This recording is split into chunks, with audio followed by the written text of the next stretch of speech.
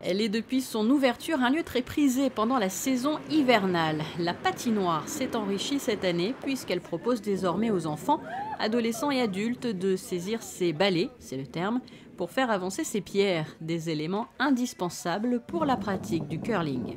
On a fait une piste vraiment pour les débutants, pour les loisirs, pour les personnes qui ne savent vraiment pas jouer, mais pour leur faire découvrir cette activité. Donc on a même fait une petite règle du jeu, on a appelé ça curling pour les nuls. Donc c'est vraiment dans l'esprit place des Lys, la partie de boules, on vient, la mairie de Monaco fournit gratuitement les pierres et les balais. On vient, on s'essaye et on essaye de jouer des petites parties de 30 minutes à tour de rôle. Voilà. La règle du jeu est assez simple. Donc il y a des pierres, il y a une cible à viser, qu'on appelle la maison, et le but du jeu est de mettre le plus de pierres possible proche de la maison par rapport à l'autre équipe. Donc celui qui a le plus de pierres près de la maison marque un point. Avis donc aux amateurs, la patinoire fermera ses portes le 8 mars et il ne vous reste plus que quelques jours pour venir tester cette piste glacée. Une piste qui a déjà séduit de nombreux amateurs, femmes et hommes.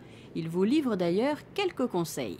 Prévoir un peu des chaussettes short et des baskets. Parce que là, les talons, c'est pas top. Alors, vous maintenant, vous avez vu vraiment je trouve, très concentré, très minutieux et très précis avec vos gestes, c'est vrai? Oui, c'est vrai, j'avais déjà joué dans un autre pays. D'ailleurs, c'est un peu anachronique de faire ça sur Monaco, au bord de la mer, comme ça. C'est une activité bien sympa qui a été mise en place par la mairie de Monaco. Ah bah, il faut venir, c'est génial, hein, c'est rigolo. Voilà.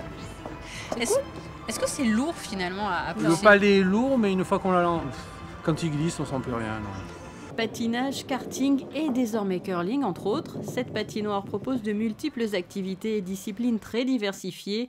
Le 7 mars prochain, d'ailleurs, un apéro-concert sera même organisé ici. Pour la conclusion de la patinoire, on a même fait un petit apéro-concert. Donc on va délocaliser l'apéro-concert qui se fait traditionnellement à l'espace Léo Ferré.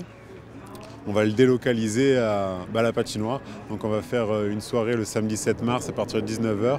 Donc un apéro-concert patinoire où on aura moitié les gens en patin, ceux qui veulent patiner librement.